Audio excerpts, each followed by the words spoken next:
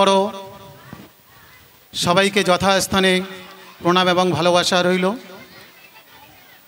আজকে একটা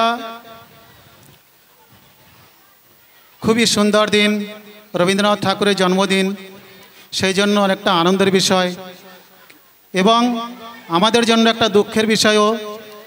আমাদের এই রবীন্দ্র মঞ্চে স্থাপনার যে আমাদের মেন লোক, আমার গুরু শ্রী কৃপাসুন্দর মাস্টারমশাই, উনি খুব অসুস্থ, তাই উনি এখনও আসতে পারছে না। হয়তো 8টা সাড়ে 8টা নাগাদ আসবে একবার।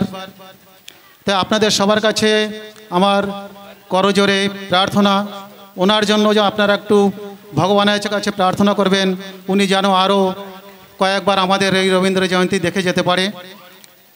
আর আমাদের রবীন্দ্র জয়ন্তী বা এই রবীন্দ্র মঞ্চের উদ্দেশ্য সম্বন্ধে আমি দু একটা কথাই আপনাদের বলতে চাই। যে আমরা বাঙালি, আমাদের বাঙালিদের মধ্যে কি কি গুণ আছে, আমরা কি করতে পারি, আমাদের মধ্যে কি ক্ষমতা আছে। আমাদের যে এখন যে আমাদের বর্তমান জেনারেশন, তারা ভুলতে চলেছে বা তারা নিজেদের বাঙালি বলে বলতেও লজ্জা বোধ করে। তাই আমরা চাই যে আমাদের যে এখনকার জেনারেশন, তারাও জানুক যে আমরা বাঙালি, আমরা কোন বংশের সন্তান, আমাদের পূর্বপুরুষ কারা, এই সব সম্বন্ধে আমাদের রবীন্দ্র মঞ্চ আপনাদের জানানোর জন্য, বর্তমান জেনারেশনকে জানানোর জন্য এই রবীন্দ্র মঞ্চের স্থাপনা। আর আমি বিশেষ কিছু বলবো না।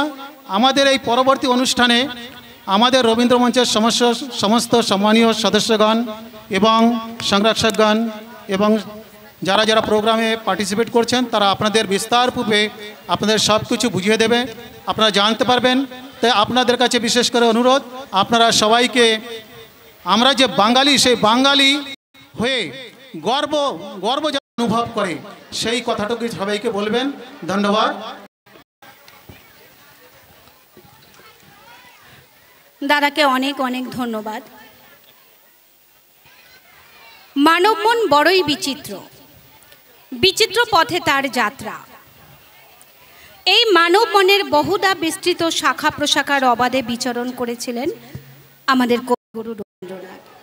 সেই জন্যই কি তিনি বিশ্বকবি?